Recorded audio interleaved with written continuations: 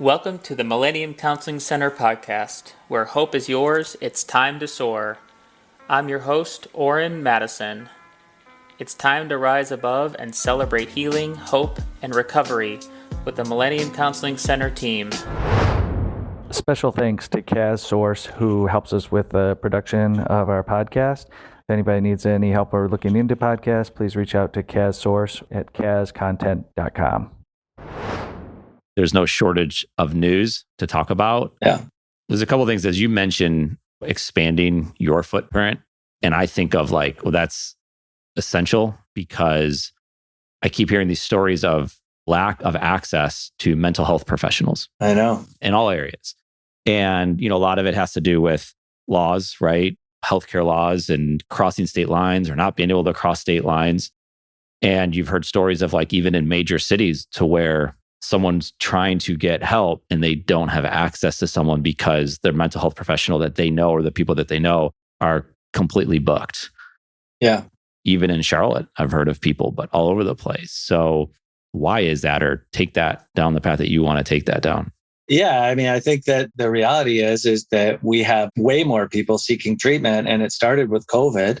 People went through the kind of whole COVID shutdown, and then we had a lot of political divisiveness within the country, and people struggle with that. And then I think that more recently, we've got these kind of brutal acts of violence that are happening pretty consistently these days. And so I think that people are realizing that they need support and they need help. And so a lot of what we're seeing is people who haven't been to therapy before, people who haven't seen a counselor. In addition to that, I just think that it's becoming more talked about and more recognized. And when I was a kid, there weren't many people who would acknowledge that they had a therapist, but it's different these days. And, kind of across the board, there's still some communities that struggle with it as far as wanting to seek counseling.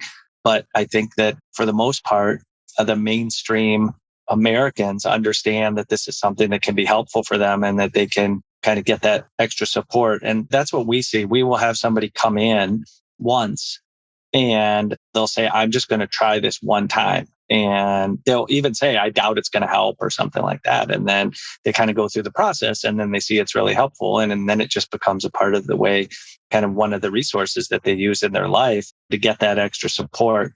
The other part is, I think people who have been a support system are less capable of being support systems right now because they're going through their own stuff. And so friends and family and people we would have leaned on in the past kind of to talk through those things, I don't know that they have the capability of being able to support somebody else because they're personally going through more things on their own. And so it's very difficult for them to be a support system for somebody else when they're trying to make sure that they're okay. Yeah, I never even thought of that you would have your community, people, your natural connections that you would have that could actually help you out with these things. What's being done to make it more available? I mean, obviously, if you have more people going to school for this, more people graduating, but that takes time, right? That's not an overnight fix. And there probably isn't an overnight fix. This is just a little bit at a time. But what do you see is being done? I mean, obviously, you all are growing, but what's being done at different levels, whether it's the state level or federal level, to make it easier to get access to somebody? Yeah, there's a lot of conversations about people being able, especially with things being much more virtual these days. There's a lot of conversations with reciprocity and being able to work kind of in other states. Right now, the licensing rules are pretty strict about that both the therapist and the person has to be in the same state where the therapist is licensed. There just was a group of, I think, 12 states who just kind of put together kind of a consortium of states where they gave reciprocity to each other, mostly Southern. I think it's Mississippi, Kentucky, Tennessee, areas like that. But I think where they have, particularly in states that have maybe less big cities or not as big of big cities, where there was a lot of people in the rural areas who just absolutely did not have access to it unless they were able to connect with people in their state. And so, that's something I certainly support. I think that overall, if we have a supply issue and there is supply out there, but it's in different areas and there's people that can be helpful, then I would support them opening that up a little bit. I guess just from a sense that we know that some states have a bigger supply of therapists than others do. And there are people who have room in their caseload to see people. But at the end of the day, if you're kind of trying to see somebody in your own state and they're mostly full, then you're in trouble unless you can kind of search out smaller cities and things like that. That's because of the virtual aspect. But there's also a lot of people who still want to be in person. And if you want to be in person and then also in network with your insurance company, there's these huge waiting lists. And we saw it with psychiatrists previously. Psychiatrists were so full that it was really difficult to get in to see the really talented ones. And now the same thing is happening with therapists. I think based on just an increase of volume and, kind of people needing help. Right. I don't know that there's a direct fix other than opening up the access. I think, like you said, there's more people going to school and people being interested in younger people who want to do this in their life, but that takes time and that's not going to help us in the next 6 months. And so, I would fully support opening it up a little bit. Makes me think of two things. One is this a lot about money for the states, right? Or in insurance? I mean, there's a couple of things there, talking about the insurance aspect. Are more people willing to go to not have this be an insurance thing, right? Like if you have a headache and you need Advil, I need the Advil, right? And if it costs more, that's fine because I want to get on with my day. As, when it talks to this, like of thinking of like having a therapist, are people willing to just hire the therapist, pay the hourly rate and not worry about the insurance? Like, is there an uptick in that? I kind of mentioned two different things there. So take that as you want. Yeah. I mean, I think that the interesting thing about the therapy community is people genuinely want to try to help people for the most part from what I've seen. And so they will work with people on different ways for payment as far as payment plans or ways to make it so everybody has access to it. I think that probably at the end of the day, it's about money for the states, but I think it's about organizations that are trying to protect their therapists. I think that's really what is the idea, is that the organizations want to protect the therapists in their own state so that you don't have to go with the entire country. But at the end of the day, I think that the reason why I became a therapist was because I really want to help as many people as we can. And that sounds cheesy, but it's the reality for most therapists. And I think that from what I've seen, generally people would support that. I mean, I would absolutely support them opening up Illinois and allowing out-of-state therapists to see people from Illinois, because I think it's what's best for the overall community as opposed to the business aspect of it. Right. So yesterday I had this experience where we were sitting on the couch and we were going to watch something, and I just pulled up my phone, and for whatever reason, I just went to Twitter, and I don't know what I was checking. I just wanted to glance at it, and a story came up about a family where a 2-year-old, and again, I don't know the facts, if this is actually true or not, and it seemed like it was, but it was a 2-year-old who lost both of his parents in the shooting in Highland Park. And there's so much, as you know, and it's close to home for you all in Chicago, kind of taking it from the perspective of way outside, like, again, living in the Southeast, for example, we're not there. These incidents and these attacks are happening all over the place at this point. But when someone goes into their feed, and I wasn't seeking this out, it just showed itself to me. And that's hard, right? For myself, and my wife even said something like, "What's up? What's the matter?" And it just hit me that this 2-year-old lost both of his parents in this shooting, from what I can tell. This is constant, right? Anytime you show up, you're seeing these things that are just devastating.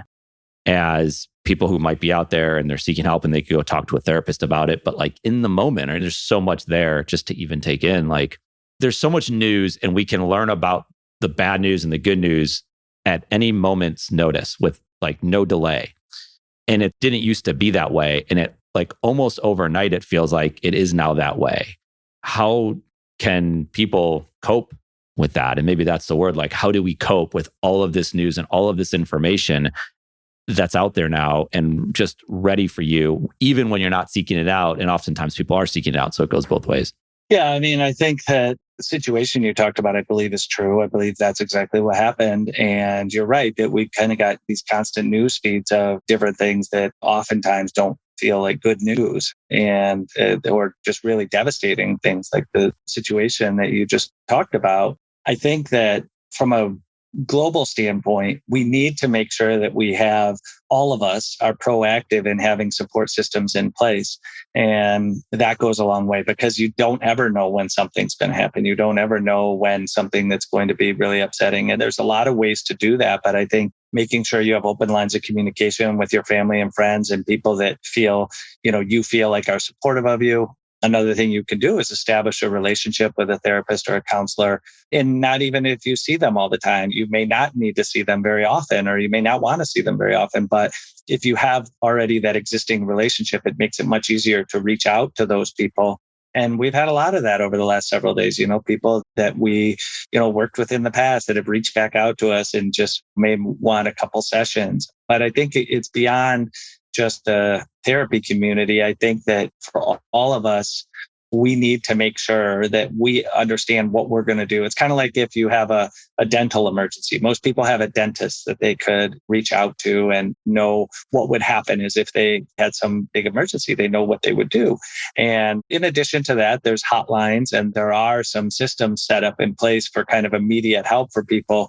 But I think it's really difficult for people to share kind of how they're feeling and what's really going on inside. And it makes it easier if you have somebody familiar. And so, like I said, I would just say that we all need to be very proactive in knowing what our resources are and what our support system is and making sure that those lines of communication are open so that if we do need some extra help, and like I said, it can be friends, it can be family, there's a lot of different ways to do that. But I think over the last several years, everything has been so reactive because things keep just going on. And I don't think that's any fault of anybody. I think that there's just been a lot more kind of bigger issues over the last several years. And so I think, but for now, if I was talking to the general public, I would say establish that support system, those relationships, and know kind of who you would turn to in a time when you're really struggling, and make sure that you're talking about it and not just trying to push it down and avoid it, because that's ultimately what ends up making it typically harder to deal with, even though at the time it might seem like a good option for you. Is there an awareness piece to know that if an individual is logging on to Instagram or Twitter or Facebook or any of these different platforms, like you could develop a habit to go for something else instead, like replace that habit with going for a walk or making a phone call to somebody or reading a book, as opposed to just going there, because the best way to avoid it is to avoid it, right? But that easier said than done. And again, like you might be going in there to check on predictions for the Chicago Bulls upcoming season, and up comes this information about what happened in Highland Park. Like you're not even looking for it. So you almost have to stay away from certain things or go to areas that are very specific of to what you're looking for. Like go to ESPN if you want to read about that stuff. But even in those places, I mean, there's toxic news coming out there as well with clickbait headlines that are meant to trigger people so they can sell more advertisements. Is there ways, or are there tools? And again, you can't necessarily solve it in just one conversation, but to perhaps, you're not going to maybe totally avoid it. I mean, maybe some people could, but like staying away from that information that is no doubt going to be there. Yeah, I mean, I think that most people who do what I do would agree that social media has been not a positive impact on mental health. I think that there's kind of the 24-hour news cycle and there's information being fed to you. And a lot of that information is what people are looking at right now. And when you have some big event, then that's going to be at the kind of the top of the line. I think that we all need to be really careful that we don't get caught up, kind of just being online and on our phones and on the computers. And like you said, there's a lot of different things we can do. We can go for a walk. I think it's important that sometimes people leave their phone wherever they are and just get away from it for a while. I mean, I think the other thing, the combination of social media and smartphones has been, that we are constantly in contact now. And I think that there's some positive things about it and there's some things that can be helpful, but I don't think that the resources and the positive support systems we have or anybody has can make up for the kind of constant feeding of information. And again, I don't think this is something nefarious. I don't think anybody's trying to do this. I think it's just people are kind of putting out there what they believe people want to, kind of are interested in. So I think it does come down to the individual to making sure that we're doing our own self-care and limiting. And one of those things is, phones these days, they can track how long you've been on the internet every day. And so I think those are like many people pay attention to how many steps they have in a day. how much exercise they have. I think we also need to pay attention to how much time we're really spending on the web and kind of limit that for ourselves. Yeah. There's a lot of topics that lead to polarizing conversations where maybe you mean well on the front end, but then you kind of get deeper into that conversation. Like you can take global warming, right? I talk about politics is an obvious one, even sports, right? Like if you spend enough time and you go into a topic, and it could just be like, again, it could be about the Chicago Bears and they're upset about the coach and what's going to happen this season. And then you just dive a little bit into that Twitter thread and you see the conversation that's taking place and you see like this combative behavior. And some of it's good natured, some of it's all in fun. And then other times it just goes into this toxic place.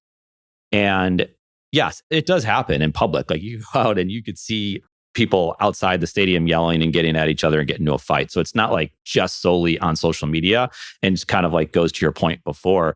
But what is it that leads people to having these combative, and it's like more so than ever on social media, that they're just like willing to just stand for whatever strong belief they have, and they're going all in with that and they're not backing down, and then it just escalates, and then it's so easy for anyone on the outside to come in and add their 2 cents, and then it just takes off.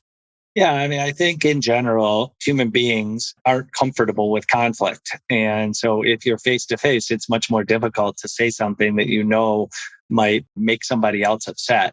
I think when you're online, many times you're totally anonymous. Sometimes people will be under their handle or their profile or whatever. But for the most part, there's not going to be any direct conflict, and you can come and go in that conversation whenever you want. You can put out something that you know is going to anger a lot of people, and then guess what? You can just set your phone down and walk away and let everybody else fight about it. I think that the ability of being anonymous and also not having to have a face-to-face conversation is a big piece of what that leads to. I think the other piece is I think just in general, our society is more like that. There's more people kind of being pushed to the outer sides of things and less people in the middle, or at least it appears so.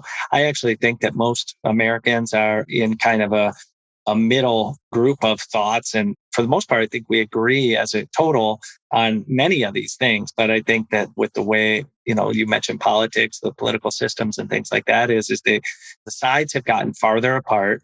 People have been encouraged to grow that divisiveness. So I think that people are willing to kind of go down that path because I think they believe they're fighting for what they think is right. And a lot of times people are fighting for what is right, but I'm not sure that social media is the most effective way to do it, because I'm not sure many people's opinions are being changed, or that they're learning a whole lot from a thread that's where 2 people are arguing or 5 people are arguing about something. I just don't know that we learn a lot from that and we grow much from that. When people don't change their mind, it's not when, why. I'll make it very simple. Like, why mentally are people not willing to change their minds about topics, like from what you understand and know? I mean, I think there's several factors that go into that.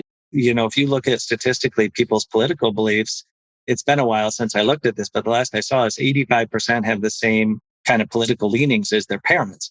And so I think we're all brought up in these different environments where we're taught these different things about what's right and what's wrong and what's good and what's bad. And I think that we're kind of stuck to a belief system that we believe to be true and, at times are true. And so we feel like we're fighting for who we are and what we know, and more so than the bigger situation of it all. And kind of, can we learn from that? I think the other thing is I think that a lot of sources over the past several years, they have been discredited. I think people don't necessarily, I think you used to be able to present a fact to somebody and it would make them think. It might actually help them kind of change a little bit of the way we're thinking. I think that now what happens is that you will present a fact and people will just say, well, that's not true. Even with kind of things that seems like they should be facts, the argument is, well, that's fake. That's not true. And part of the problem is that there is a lot of fake stuff out there. There is a lot of bad information. And so I think that it's just kind of a snowball that keeps building and building. And people want to stick up for what they believe is right. But it is harder these days to kind of influence other people to move in the direction that they're uncomfortable with, which is realistically what would probably be best for most of us, is if we could open our ears up a little bit and talk less and listen more. Yeah. Another main topic that's obviously been in the news and will remain in the news is the Roe v. Wade decision. And that one, again, all of these things take place, whether the conversations are taking place on social media, but also in the home, in the workplace, and wherever you may gather. As people continue now, things have changed with COVID and people are gathering more. So these conversations are being brought. And this is a major decision. And regardless of what side someone stands on, they're being impacted in some way, even if they're just bystanders and they're listening to the conversation that perhaps is happening in their workplace. This is very complex, right? And it gets into political things, but it gets into women's rights. It gets into what a lot of people fought for. And you're seeing people very upset, again, on both sides of this equation. But in all these topics, it's talked about not just on social media, but it is a lot of face-to-face as well. Maybe it's like, okay, let's talk about the workplace because this is a topic that's going to come up. And whether it's Roe v. Wade or another type of topic in that area, how do people, like, is it, again, community? Like, because you can't just avoid it, right? It's right in front of you. Yeah, I mean, I think that these are conversations that are happening and are going to continue to happen. And, we all have different friends and people that we like and trust. And I would just say that if there's somebody who you're talking to about this, they're not going to have any effect on you because you don't respect them or you don't like them or whatever, then I think that the more valuable conversations we can have are with those people we're closer to who might have different views from us, because we're more likely to actually take in some information or at least have a better understanding. I think the other part is that there's a lot of people arguing about a lot of these things who aren't necessarily directly affected by it, right? There's a lot of people with a lot of opinions about other things that affect different groups more than they affect yourself. And I think it's fine that everybody has their own opinions, but I think it's important for us as human beings to not just look at whether something's better or worse for me, but asking, is it better or worse for the overall community? Is it better overall society? Like, what's really going to be the most helpful? Because at the end of the day, our community, that affects us. And so if we're not all looking out for what's best for the overall community and understanding that different decisions, they affect different people different ways. And for some people, they're going to have a huge impact. And for other people, they're going to have less of an impact. But I think we need to be able to hear those who are impacted and ultimately really pay attention to what they're saying. Like in the Roe v. Wade, I think we need to listen to the people who are being impacted the most, which is the women. And we need to really try to hear what they're talking about and what they're saying. And there's an argument that everybody could be affected by this, and that's true. But ultimately, in these situations, that's what I try to do. I try to listen to what's going on with the folks who are closest to the issue. And again, this is a tough one because we're all close to it and it can affect, all of us in many different ways. But I don't know. I think just having conversations with people you respect and you like, even if their thought processes or their opinions are different than yours, those are important things for all of us to learn. Yeah. And that's the reason why conversations like this, I think, are so important. Whether you're in this conversation or not, this conversation will be published in a podcast format, in some other type of snippet format that people can listen in and to just, like you just said, learn to listen a little bit. If they heard you, Derek, speaking on this topic, it's like, okay, you know what? I can try that. I can have this conversation with this person. It might be your mother, it might be your sibling, and I'm going to listen to their opinion on this. And just that. And I think that's why this type of content to me has so much impact. And it's, in a way, we've heard a lot, like listening to, this is a different topic, but listening to athletes talk about mental health. You have your sports and performance wellness division. And we've heard over the last couple of years, athletes speak up. And it's been more than that, but it's really started to pick up now. And it's been eye-opening for a lot of people to think like, I had no idea that athletes went through this. And it's going to continue to happen. You all work with collegiate athletes, college programs, and you're seeing more and more athletes speak up on this topic and talk about what it is that they want to talk about. Are you seeing more of an awareness from these organizations, whether it's universities or clubs or professional teams, talking about and concerned about their athlete mental health in a way that they want to help with it and say, like, we want Millennium to be a part of what we're doing to help our athletes? Yeah, absolutely. I mean, I think that this is becoming a bigger topic. I think one of the things that has happened is people started to finally realize, which, as the professionals, we know this, but I think the community understands that this isn't mental health, substance abuse, trauma, those things. They don't care about how successful you are, how smart you are, how good of an athlete you are. These are things that hit all of us as human beings. And I think that there's kind of this idea that some groups are exempt from that, and they're not, right? And that's always been the case, but it was just a matter of who was speaking up on it and who was talking about it. So yeah, I think that the organizations, the professional teams, the college athletic departments are doing a much better job. And part of that is because our younger people are educated in this now. Like I said, I'm in my 50s. And when I was growing up, we didn't talk a lot about mental health. We didn't talk a lot about those things. I mean, I personally did because my mom was a therapist, but in general, that wasn't something that was talked about freely. And I think a lot of my hope for our country and our world lies in the fact that I think that our young folks do understand these things and they have been educated on these things and they're more aware and they have a better education on, how substance abuse can affect people and how mental health can affect people, and that there's resources out there to get help, and that this isn't just something you have to live with. There's ways that you can address these things. So I think that the universities, the pro teams, I think that they in general try to do what's best for the people that they have in their programs. And I think they're realizing that this is a major piece of it. I will say from athletes, historically, when it came to mental health and athletes, the focus was a lot on performance. It was like, okay, so your mental health is affecting your performance. And I think that that's kind of something that we look at it a little bit differently is the reason why we work with athletes isn't so much to make their performance better. It's to make sure they're okay and make sure that as human beings, they're doing all right. Now, does that affect their performance? Absolutely. If they're doing better in life, they're going to perform better.